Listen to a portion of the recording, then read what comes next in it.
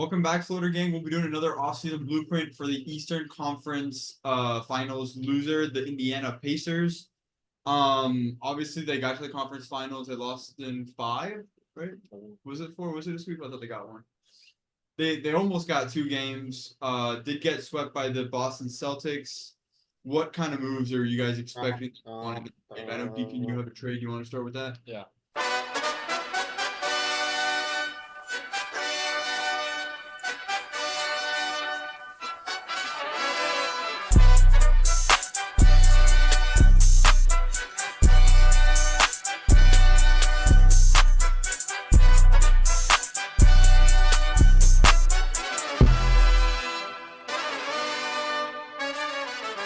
Well, just to preface, I don't know the word. Either way, just to begin, they don't want to, in my opinion at least, they're not in the same situation the Timberwolves are, where like, oh, if you run it back, I think that's okay.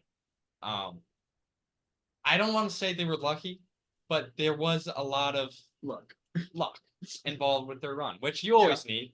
Every team needs luck.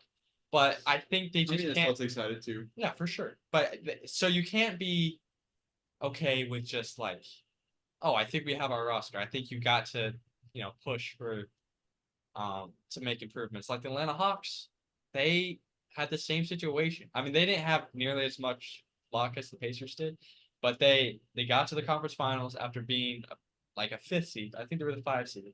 Yeah. And they were pretty close to actually winning the conference finals. If it wasn't for Trae Young stepping on the ref's foot. But and then they were like, okay, we're a super young team. Let's just run it back the next year. We're gonna be fine. And then they just haven't been the same since. Kings. I mean, because that year was also a COVID shortened year. So I think there was just a lot of weird circumstances going on. The home crowd wasn't as impactful that year. Yeah. Yeah. So my trade is a pretty big one. I don't know. It's between the Nets and the Pacers. I don't know if Nets necessarily accept because they've been declining a lot of trades for Mikal Bridges. But it's going to be Aaron Nesmith, which it broke my heart to trade because he's like my favorite player to watch on the Pacers. Okay. He's cool. His intensity is just fun. That's great. You're relevant. Benedict Mathurin, who wasn't healthy for this, so you can make the argument like, oh, we're getting Ben Mathurin back. That's also the same thing the Hawks did with Cam Reddish. Yeah, I think Mathurin. Well, okay. Cam Reddish was also looked at as a potential star back then. But he was never as good as Benedict Mathurin. Yeah. I think people really like people thought he was. People thought that, but he would never have the flashes on an NBA court that consistently. Yeah, I would say he never had on an NBA court. Never that consistently. Benedict Mathurin, his rookie year, had more 25 plus points per game off the bench than any other player in the NBA. Cam Reddish did not have that. Maybe, yeah, sure, he dropped a 40 bomb once or whatever. He did not consistently have good games. He put up 40, and he put up 5 games in a row of 3, and then he have maybe 12 the game after that. Ben Mathurin is not Cam Reddish, but I also don't think it's a guarantee that he's a future star. He may just be what he is, because that happens a lot to a lot of guys that are his archetype. So I like Ben Mathurin. Dries Walker, who they really didn't use. I still like him.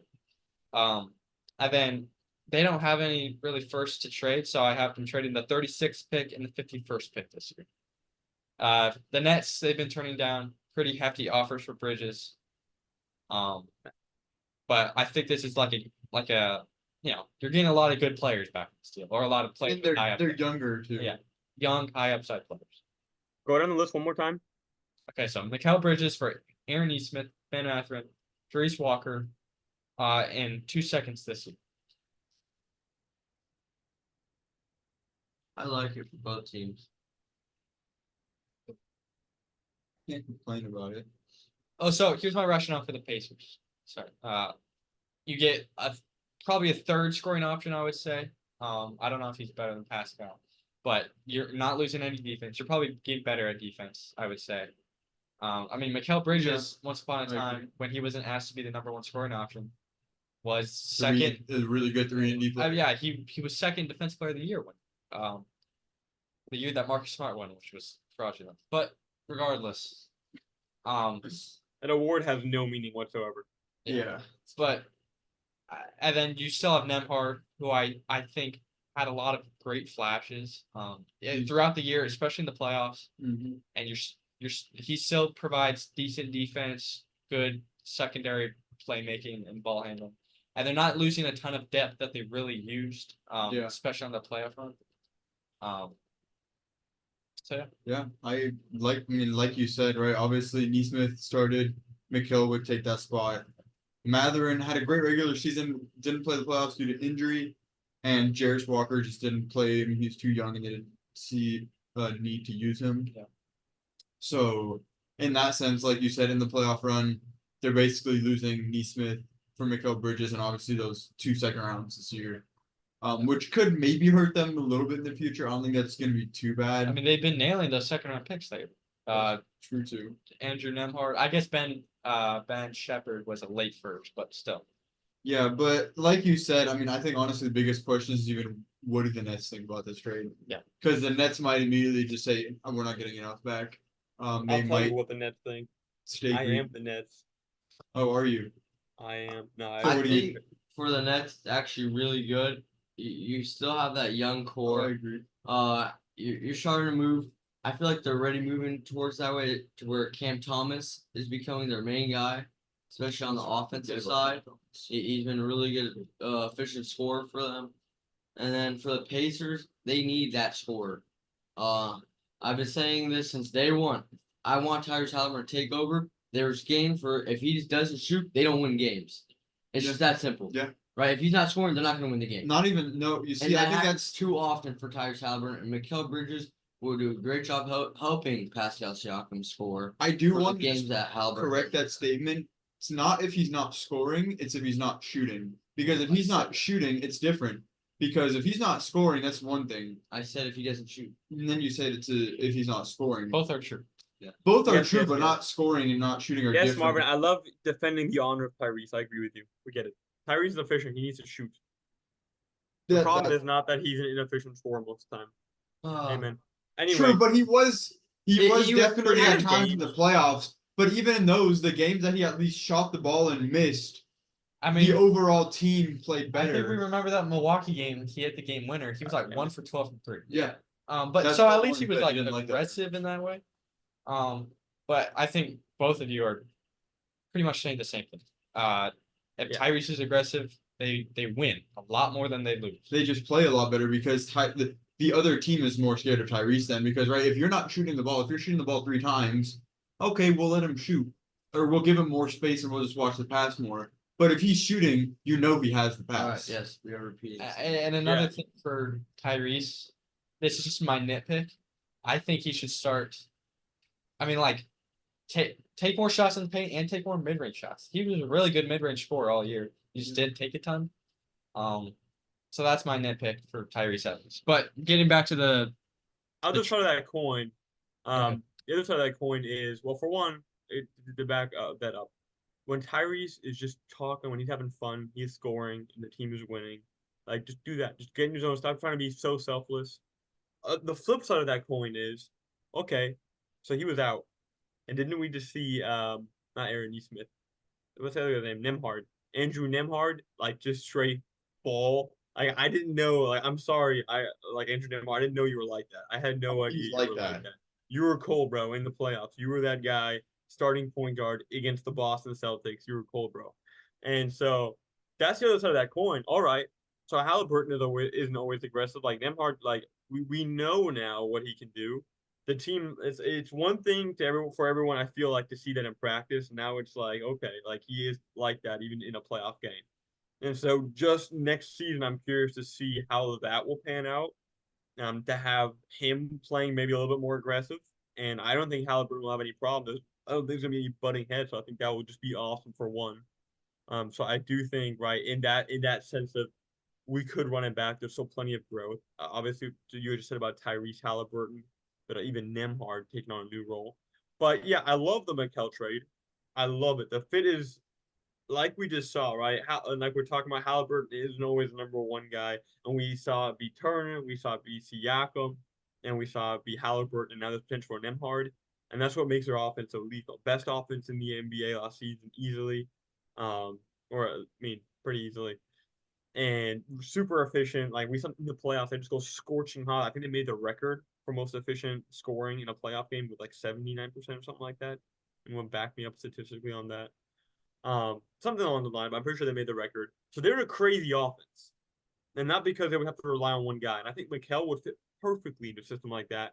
And to Deacon's point, he brings you another guy that if you do need somebody that can just get you a tough bucket, we've seen Mikel do that. I will say this is I'm not over exaggerating, but from time to time in clutch games, I have seen Mikel look like Kevin Durant, right?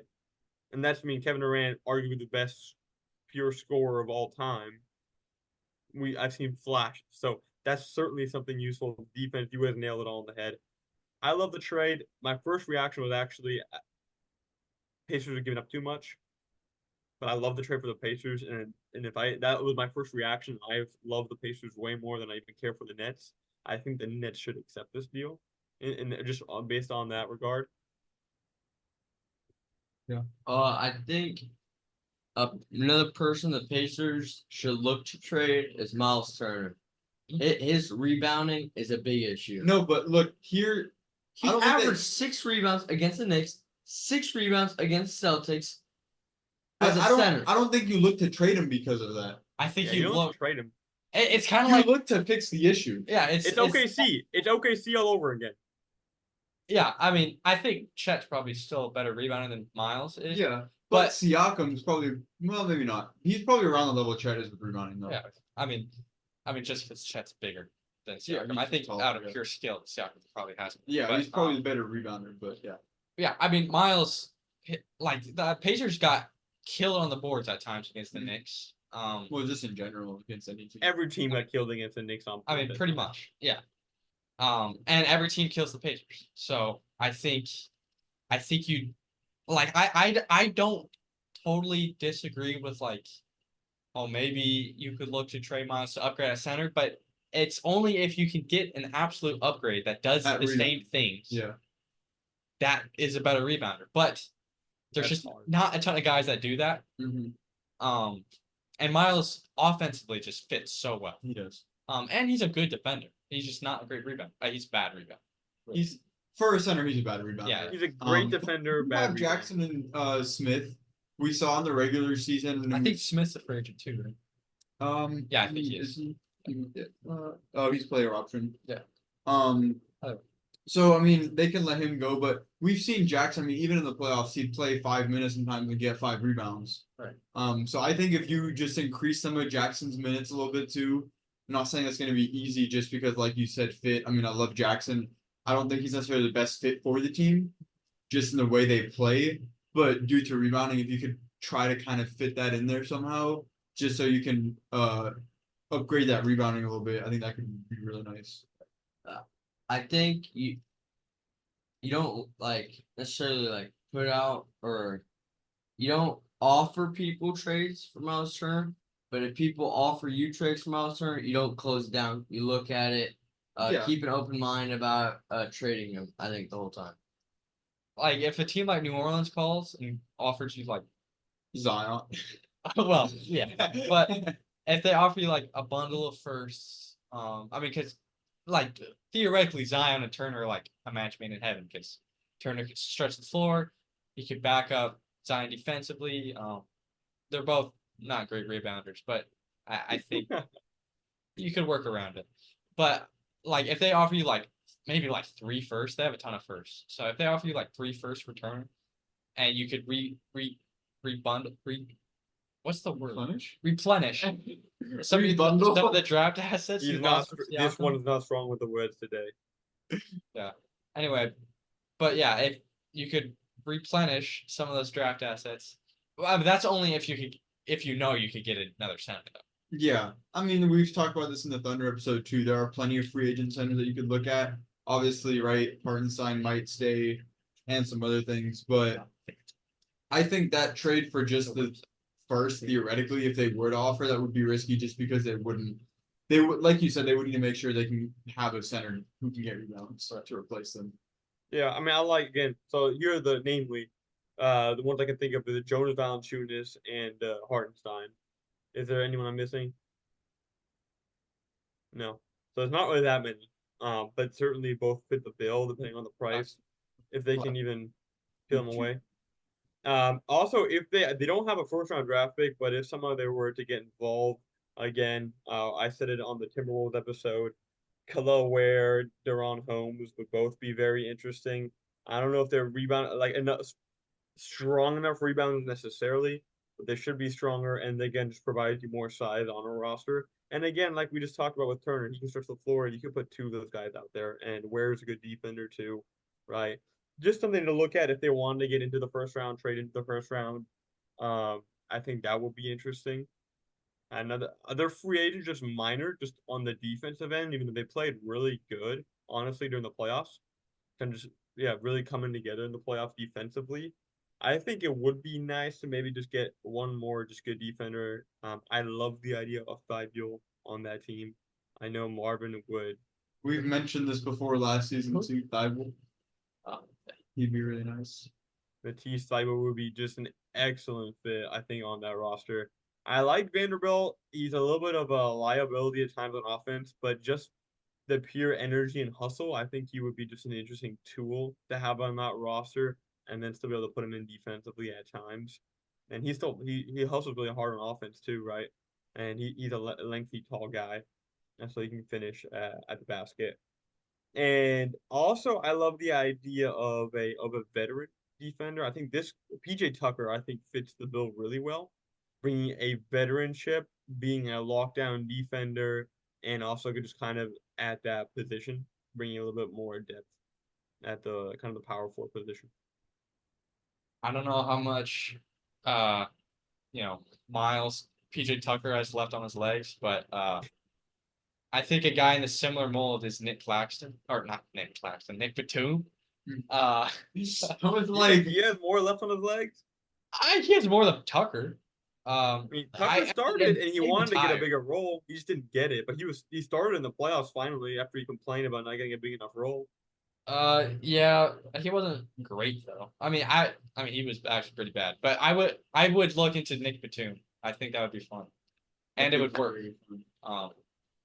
He could shoot. and we saw his rebounding in the playoffs against the Knicks was actually pretty damn good. Yeah, I mean, the 76ers also badly needed rebounding. Yeah. I mean, yeah. Yeah. Yes. Yep. All right, I have a trade Oh boy. for the Pacers and the Rockets. Okay. Okay. Pacers get Amen Thompson, Alperen Sengun, and a 2026 second round pick for Miles Turner. Too much. Sorry, can you repeat that? From the Rockets. What are the Pacers getting? Amen Thompson and Alperen Sengun. I thought you said Second round pick and a second round pick. for 2026. I love Turner. I don't think he's Why? worth that much right now though. In my humble opinion, I think it's a horrible trade for both sides. The That- only reason why I think it's good for the I like Pacers is because Thompson. I I like think the Thompson. Pacers- I'm finishing Goon on the team though. I don't freaking care. I I mean, would take that trade in. Yeah, I think Yeah. as the Pacers, I would take that just because even Chengun you could even retrade to.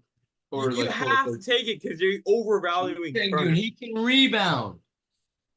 Yeah, but you He's don't not want an to elite sacrifice rebounder, and he has no defense. You lost all of your only I'm meant to defensive rebound player too. that anchors. That's your why defense. you You lost him. re-sign Jalen Smith, and then you give Jarice Walker some more playing time. Oh my god. So I would absolutely do the trade. Rockets, I don't think they would do it. I don't think Alperen Sengun is off the table to be traded. I think it would be for a higher level center. I agree. Especially if they're losing their young guy in Amen Thompson, Or- which was what the third, fourth Yeah. pick. Or they take Clean at 3 and then they trade Sengun for like another star.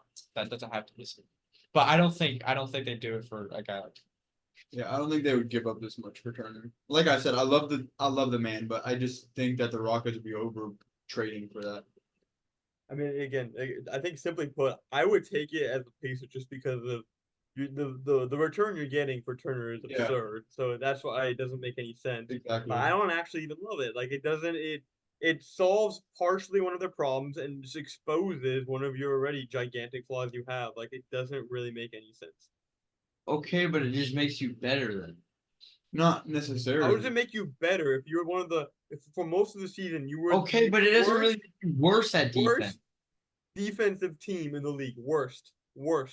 And now your guy, Miles Turner, Okay, you're not really getting much worse at You defense, are though. and you're improving Miles a Turner lot on rebounding. is a defensive player of the year caliber player, as much as people don't want to see it. Look at his career number just because he was stuck in Indiana. Yeah, Deacon. Guys, He look got up his stats cooked right in the now. What? playoffs. He can guard 3 through 5. He got absolutely fried in the playoffs. So did Gobert.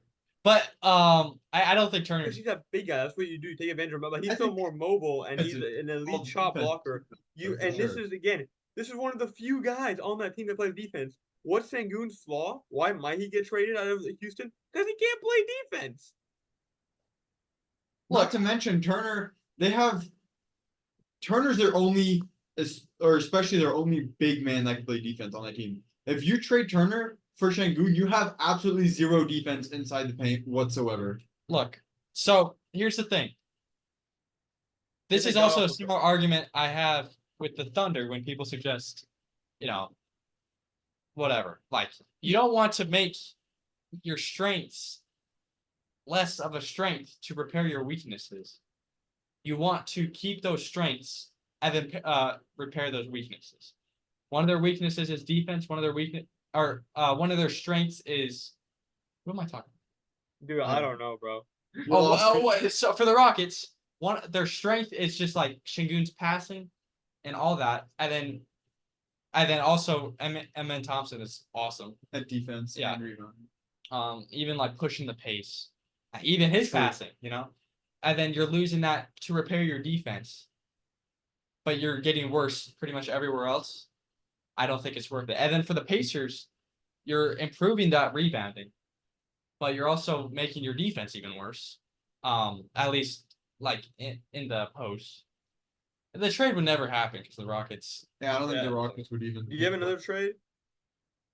But I mean, do you guys have any other thoughts on the Pacers? You have a trade? No, I don't. Oh, He said. But so do you have a final thought? on the Pacers? just guys I think they should draft. I think I like Tyler Kolek. Look, I don't know if they need another point guard, Yeah, I was but I gonna think say. they could use another point. I don't know if TJ McConnell's like locked in for a while, and he's not old. I mean, he's there for at least this season. Yeah. And then we'll see what he says. But I also love, think Tyler Kolek would Tyler really Smith. work. Tyler Smith. Ooh, Tyler Smith. Tyler Smith That's as true. well. I don't know I if he do would like that. fall. I I mean, do the like Pacers that. would probably have to trade up for him. Yeah, But they have 2 seconds, so they they could could probably. potentially trade both those for like a 20-something. Yeah. To get Smith. That would be nice, actually. I do like that.